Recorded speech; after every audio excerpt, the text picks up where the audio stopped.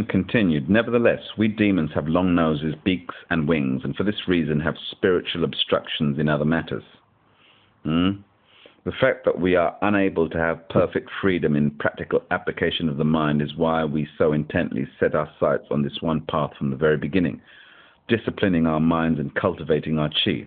As for those other matters, we forget about those that could help us from distress. And even if they cross in front of us, we don't see them, even if our eyes are open. How much more difficult is it, or how much more difficult it is for us to restrain our minds? Thus, though we train ourselves and grasp this one art clearly, we are unable to understand it in broad terms and apply it elsewhere. There is a limit to the extent of our clarity. For example, it is as though you put a lamp in a box and open just one side. Although the light will shine in that one open direction, it will not extend elsewhere. That which shines a short distance away will be just a trace of light off to the side. Thus, we are unable to bring ourselves to perfection.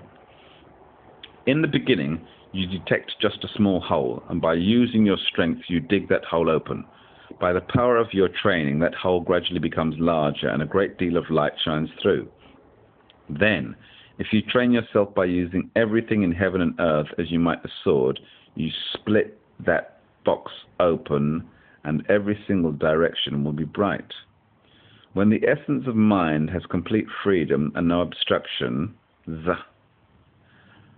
though our great enemies, wealth and position, poverty and low rank, tribulations and privations surround us, front and back, left and right, our thoughts should not move even a hair's breadth, and it should be like brushing away flies with a round fan. Yeah, right. They should all bow down before us, not even daring to lift their heads. I need to train more. If we demons could attain this, even our noses would become normal, and we would be free to fly without wings." The demon further spoke. "Generally speaking, the person who has gained proficiency in an art is constantly employing his mind. Thus, he should be quite clear on the principles of that art. But if his determination is aimed at his art alone,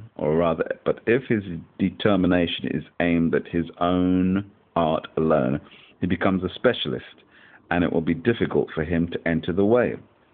At times, there may be someone who is said to be fond of scholastics, but his interests are more truly in the martial arts. The way, then, takes second place. But even if such a man hears about deep principles, he takes them all as pertaining to his art and is unable to apply them broadly. So how will this help him in the art of the mind? If the man who is disciplining himself in an art grasps this fact himself, the art that he practices daily will assist his mind, and his mind's fundamental mysterious function will become manifest. In this way, his art too will gain freedom of action. Still, there are people who have difficulty in ridding themselves of the concepts to which they have been attached from the very beginning. If they could only let loose of their egotistical interests, whether they be in scholastics or the martial arts, there would be no one under heaven who could move them, and their practical application would be unhindered and free. Egotistical interests are not restricted to money, possessions, sensual affairs, or deceptive engagements and the like. If there is the least bit of attachment to any concept, even if it is not a bad one, it is an egotistical attachment. A little attachment clogs up the mind a little, and a great deal of attachment does a great deal of clogging. Now, a person who is proficient in an art clearly knows that egotistical interest in techniques will bring him harm. Nevertheless, he may not understand this enough to test it out broadly in terms of practical application of his mind. And though a man may discipline himself in techniques of the mind, if he has learned its principles too quickly and easily, it will be difficult for him to discipline himself in their subtle and hidden concepts. The man who cultivates techniques of the mind is yourself. The man who studies the martial arts is also yourself. There are not two minds here. You should reflect on this deeply.